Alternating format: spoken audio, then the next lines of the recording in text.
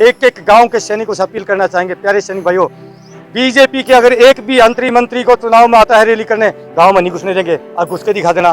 फौजी हैं जो कर दिया ऐलान तो कर दिया, जब हम पाकिस्तानी को नहीं घुसने देते, इनकी तो औकात ही क्या है। कि इस मोदी के कान नाक आंख तीनों खुलेंगे। अगर ये सुनवाई नहीं करेंगे, इनका सांसदों का घेराव करना पड़े, हमें संसद का घेराव करना पड़े, इनको घुसने नहीं देंगे गाँव में। तुरंत प्रभाव से वन रैंक वन पेंशन की विसंगतियों को दूर किया जाए, अन्यथा हम इनको अगर सत्ता में बैठाना जानते हैं तो हम इनको सत्ता से उतारना भी जानते हैं।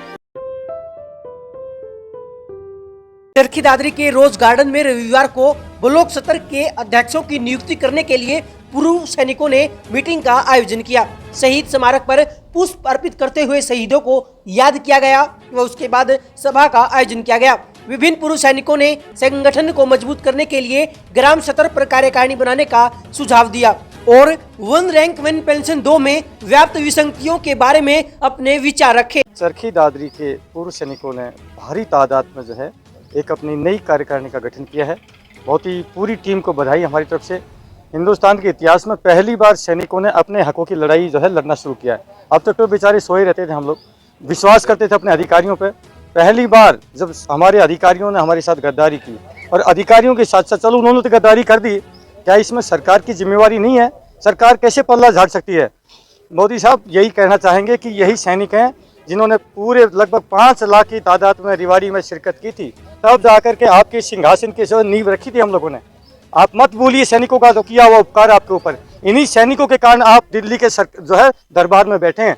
आपने जो भी वायदे किए थे, आप टोटली जो है ड्रामा कर रहे हैं। आप दिवाली मनाने जाते हैं, कोट पहन के जाते हैं, बड़ा काला चश्मा लगाए, और टोटली ड्रामा है।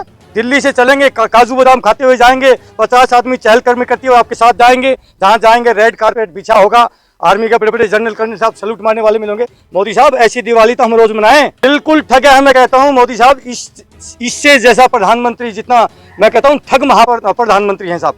आपने बड़े बड़े सपने दिखाए सैनिकों को। मैं सैनिकों का हितैषी हूँ, मन की बात में बात करते हैं साहब। ड्रामा छोड़िए, और ये सैनिक जो पिछले 88 दिन 82 दिन 83 दिन से बैठे हैं, आप उनकी बात सुनिए।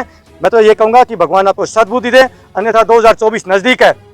हम आपको सिंहासन पर बिठा सकते हैं, सिंहासन से उतार करके नीचे भी बिठा सकते हैं। मोदी साहब मत भूलिए, हम जो भाई ने कहा एक एक गांव के सैनिकों से अपील करना चाहेंगे, प्यारे सैनिक भाइयों, बीजेपी के अगर एक भी मंत्री को चुनाव में आता है रैली करने, गांव में नहीं घुसने देंगे। अब घुस के दिखा देना। फौजी हैं जो कर दिया ऐलान तो कर दिया, जब हम पाकिस्तानी को नहीं घुसने देते, इनकी तो औकात ही क्या है। उस सरकार को जगाने के लिए हमने अपना एक रणनीति बनाई है, जो जंतर मंतर तक एक विशाल रैली के साथ ऐसा संदेश देंगे कि इस मोदी के कान नाक आंख तीनों खुलेंगे, खोलना ही पड़ेगा, और ये हमारा संघर्ष जारी रहेगा। अगर हमारी बातें गलत हैं तो इन्होंने किसी ने आकर के खंडन नहीं किया है। ये जितने भी अधिकारियों ने जैसे कानून बनाया है, और जवान और जैशों के खिलाफ पूरे पैसे को ये लेकर के लूट करके खा गए हैं। कि एक्स सर्विसमैन के लोक लुभावने इन्होंने वादे करके ये सत्ता में आ गए हैं। सत्ता में आने के बाद इन्होंने आधी अधूरी ओआरओपी का मतलब होता है वन रैंक वन पेंशन, इन्होंने बना दिया वन रैंक वेरियस पेंशन, जो कि चलने वाली नहीं है। इसका ट्रेलर तो लोगों ने दिखा दिया है, कर्नाटका में दिखा दिया, आने वाले समय में बाकी जो चुनाव होगी उसमें दिखा दिया जाएगा। अगर ये सुनवाई नहीं करेंगे, इनका सांसदों का घेराव करना पड़े, हमें संसद का घेराव करना पड़े, इनको घुसने नहीं देंगे गाँव में। अगर ये आगे इसी तरीके से चलता रहा, इनको सुनवाई करनी पड़ेगी। अगर हमारे अनुशासन की परीक्षा ले रहे हैं तो ये भूल जाएं, हम जितना अनुशासित हैं उतना अनुशासित को अगर हम अपने करने पे आ गए तो अनुशासन को हम भूल करके इनको गांव में घुसने नहीं देंगे। जो भी सांसद आएंगे, जो भी मंत्री आएंगे, हम इनको घुसने नहीं देंगे जब तक मांगे नहीं मानी जाएंगी। अब तक तो आंदोलन चल रहा था शांति प्रिय तरीके से, हमें मजबूर ना करे।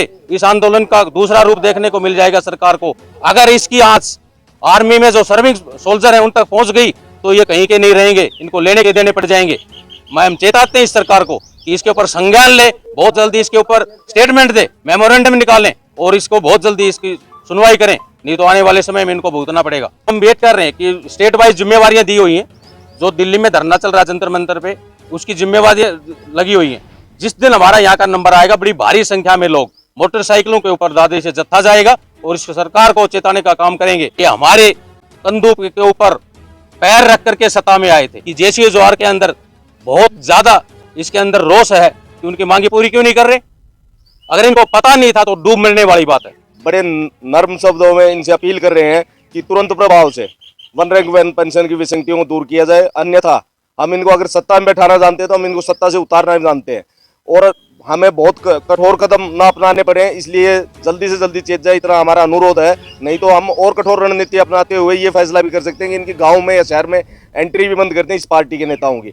इन्होंने बहुत लोक लुभावने वायदे देकर हमें बहकाकर सत्ता में आए हैं कि आते ही 100 दिन के अंदर वन रैंक वन पेंशन पूर्ण रूप से लागू करेंगे, लेकिन एक छलावा मात्र, एक थोड़ा सा जैसे एक टुकड़ा डाल दिया हो इस टाइप का वन रैंक वन पेंशन लागू किया है। अधिकारियों की पेंशन 30% बढ़ा दी गई, जबकि जवानों की पेंशन 3 से 4-5% तक बढ़ी है और किसी की बिल्कुल भी नहीं बढ़ी। चरखी दादरी जिले की जब ड्यूटी आई तो यहाँ से भारी तादाद में मोटरसाइकिल रैली के द्वारा हम वहाँ पर पहुँचेंगे और विरोध प्रदर्शन अपना जारी रखेंगे। और अगर ज़्यादा सबसे वार्ता करने के बाद अगर कोई संसद घेराव की बात आएगी तो हम उससे पीछे नहीं हटेंगे। आज मीटिंग करने का मुख्य उद्देश्य क्या था? हमने अपनी कार्यकारिणी को मजबूत करने के लिए ब्लॉक लेवल पर अपने अध्यक्षों की नियुक्ति की है। हम इस संगठन को और ज़्यादा मजबूत करेंगे। लेकिन आज ये जो सरकार से बड़ी तानाशाही, 2014 में इस मोदी ने रेवाड़ी की भूमि से भूतपूर्व सैनिकों के नाम से एक रैली रखी और इस मोदी ने उस दिन कहा था ये हीरवाल की भूमि है, ये क्षेत्रीय भूमि है और युद्धवंशी भूमि है, श्री कृष्ण की भूमि है। मैं यहाँ से वचन लेता हूँ, नेम लेता हूँ कि 100 दिन के अंदर अंदर वन रैंक वन पेंशन देने का काम करूँगा। लेकिन 6 साल जंतर मंतर पर बैठे देख लिया, इन्होंने जवान और जेसीओज के लिए कुछ नहीं दिया। ऑफिसर लोबी ने और इन नेताओं ने मिलकर जवान जेसीओज को बड़ा धोखा किया है।